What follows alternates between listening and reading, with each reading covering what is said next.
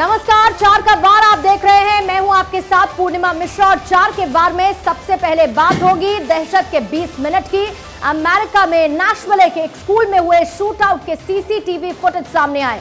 उस खौफनाक मंजर की एक एक तस्वीर मैं आप तक पहुंचाऊंगी और अगली खबर के लिए चलेंगे मेरी सहयोगी सुरभि के पास। तो 4 के वार में दूसरी बड़ी खबर जानिए और 4 के वार में अगली बड़ी खबर जुड़ी हुई है कर्नाटक चुनाव से। कर्नाटक में विधानसभा चुनाव की बिसात बीत चुकी है। क्या है कर्नाटक के सियासी समर का पूरा गणित, बताऊंगी मैं आपको विस्तार से, लेकिन अगली बड़ी खबर आपको बताएंगे मेरी सहयोगी साक्षी। नमस्कार, 4 बज गए हैं और मैं साक्षी मिश्रा आपको बताऊंगी आज की तीसरी बड़ी खबर सियासत से जुड़ी। एनसीपी के लक्षद्वीप से सांसद रहे मोहम्मद फैजल की सदस्यता को सुप्रीम कोर्ट ने बहाल कर दिया है। इस फैसले के बाद अब बड़ा सवाल यह है कि क्या अब राहुल गांधी के लिए भी कुछ ऐसा ही किया जाएगा। और आखिरी खबर के लिए हम चलेंगे मेरी सहयोगी अमृता के पास।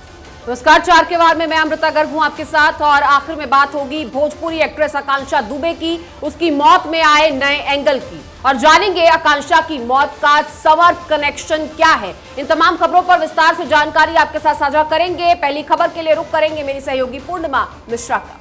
तो आइए सबसे पहली और अहम खबर आपको बता देते हैं। कर्नाटक कांग्रेस के अध्यक्ष डीके शिव कुमार ने मांड्या में रैली के दौरान लोगों पर नोटों की बारिश की है।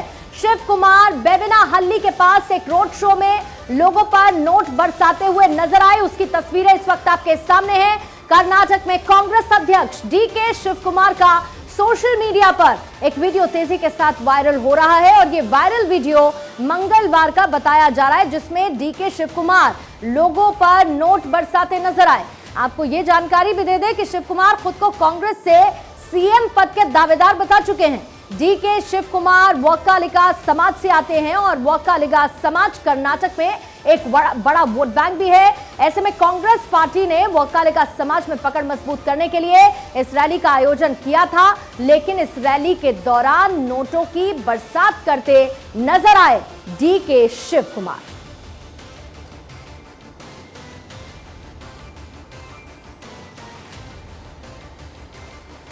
इधर कर्नाटक विधानसभा चुनाव का बिगुल बज चुका है। चुनाव आयोग ने 10 मई को एक ही चरण में वोटिंग कराने का ऐलान कर दिया, जबकि 13 मई को चुनाव के नतीजे आ जाएंगे।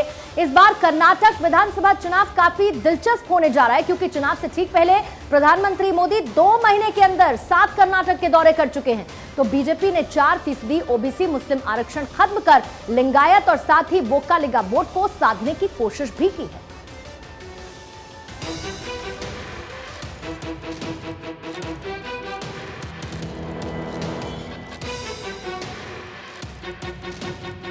बच गया बिगुल, बिच गई बिसात। किसकी शह, किसकी होगी मात। हाथ को मिलेगा साथ या फिर खिलेगा कमल।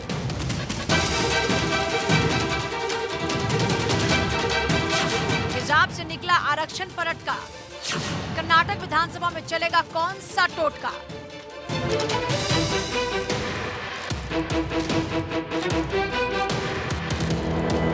2023 में सेमीफाइनल, 2024 में होगा फाइनल। कर्नाटक विधानसभा चुनाव का बिगुल बज चुका है। 2024 विधानसभा सीट वाले कर्नाटक के लिए एक चरण में चुनाव होंगे। 10 मई को डलेंगे वोट और जबकि नतीजे आएंगे 13 तारीख। Assembly elections for 2023 would be like this.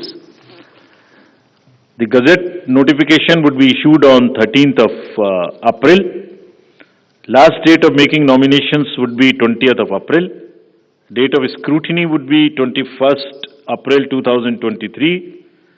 After that, the withdrawal of the candidature can be up to 24th of April. The polling will take place on 10th of 5 in single phase and day of counting would be 13th of May. Karnataka विधानसभा चुनाव पर इस बार सबकी निगाहें हैं। जहां BJP एक बार फिर से वापसी की कोशिश में है, तो कांग्रेस और जेडीएस 2018 से बेहतर प्रदर्शन के मूड में हैं। 2018 विधानसभा चुनाव में बीजेपी को 104 सीट, कांग्रेस को 78, जेडीएस को 37, जबकि अन्य के खाते में 3 सीटें गई थी। इस बार के विधानसभा चुनाव में करप्शन, सांप्रदायिक तनाव, महाराष्ट्र सीमा विवाद, आरक्षण विवाद, हिजाब और टीपू सुल्तान जैसे मुद्दे छाए रहने वाले हैं। बीजेपी ने चुनाव के ऐलान से पहले ही मुस्लिम आरक्षण खत्म कर बड़ा दांव चला है। इस 4% आरक्षण को लिंगायत और बोकालिंगा में बांटा गया। अब देखने वाली बात यह है कि वोटर किस मुद्दे पर विधानसभा चुनाव में किस पार्टी के लिए बटन दबाएंगे। Bureau report, Bharat 24। तो कर्नाटक चुनाव का बिगुल बजते ही कांग्रेस भी अलर्ट मोड पर आ गई और सदस्यता जाने के बाद आज पहली बार संसद पहुंच राहुल गांधी ने कर्नाटक में कांग्रेस की जीत का दावा किया। संसद में कांग्रेस सांसदों की मुलाकात के बाद राहुल गांधी ने कहा कि कर्नाटक में कांग्रेस की जीत तय है। वहीं सांसदों ने भी कर्नाटक में जीत का भरोसा दिया और वहीं राहुल गांधी जल्द कर्नाटक भी जाने वाले हैं। तो राहुल गांधी कर्नाटक विधानसभा चुनाव के लिए अपनी पार्टी के प्रत्याशियों के समर्थन में जनसभा संबोधित करने जाएंगे। और साथ ही आपको जानकारी दें कि इसमें दिलचस्प बात यह है कि राहुल की यह जनसभा उसी जगह होगी जहां पर उन्होंने 2019 लोकसभा चुनाव के दौरान मोदी सरनेम वाला विवादित बयान दिया था। यह वही बयान है जिसकी फांस अभी तक कांग्रेस के गले में फंसी हुई नजर आ रही है। तो फिलहाल अब कर्नाटक चुनाव का ऐलान हो चुका है और साथ ही हम आपको ये जानकारी दे दें कि एक बार फिर से उसी जगह को चुनने का काम राहुल गांधी की तरफ से किया गया जहां पर मोदी सरनेम पर विवादित टिप्पणी उनके तरफ से की गई थी।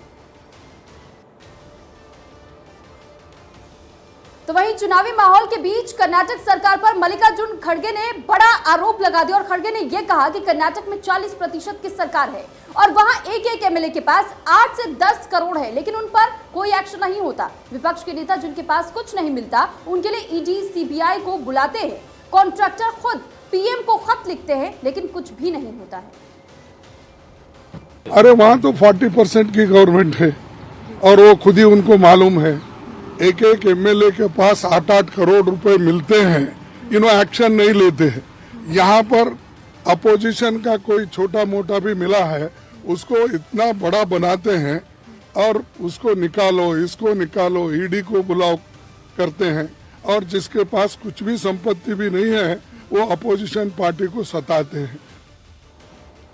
देखिए, एनसीपी के लक्षद्वीप से सांसद रहे मोहम्मद फैजल पीपी की लोकसभा सदस्यता को सुप्रीम कोर्ट ने बहाल कर दिया है, जिसके बाद अब ये माना जा रहा है कि राहुल गांधी के लिए भी राह खुल सकती है। राहुल गांधी की सदस्यता मामले में कांग्रेस जल्द कोर्ट का दरवाजा खटखटा सकती है। आपको बता दें, इससे पहले कवारत्ती की सत्र अदालत ने एनसीपी के लक्षद्वीप सांसद मोहम्मद फैजल पीपी को हत्या के प्रयास मामले में 10 साल की जेल की सजा सुनाई थी, जिसके चलते उनकी लोकसभा सदस्यता चली गई थी। हालांकि फैजल ने इसके बाद हाईकोर्ट का दरवाजा खटखटाया था, जिसके बाद सजा माफ कर दी गई थी। वहीं अब सुप्रीम कोर्ट में मामला पहुंचने के बाद फैजल की लोकसभा सदस्यता को बहाल कर दिया गया है। फैजल की सदस्यता सुप्रीम कोर्ट से बहाल होने के बाद लोकसभा की ओर से बाकायदा नोटिफिकेशन भी जारी किया गया है।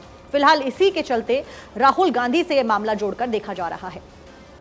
अबू धाबी T10 के 6 शानदार सीजन के बाद T10 global sports the Indian masters T10 के उद्घाटन का ऐलान कर चुका है। ग्लोबल क्रिकेट के आइकन रहे खिलाड़ी और एक शानदार और एंटरटेनिंग टूर्नामेंट में हिस्सा लेंगे।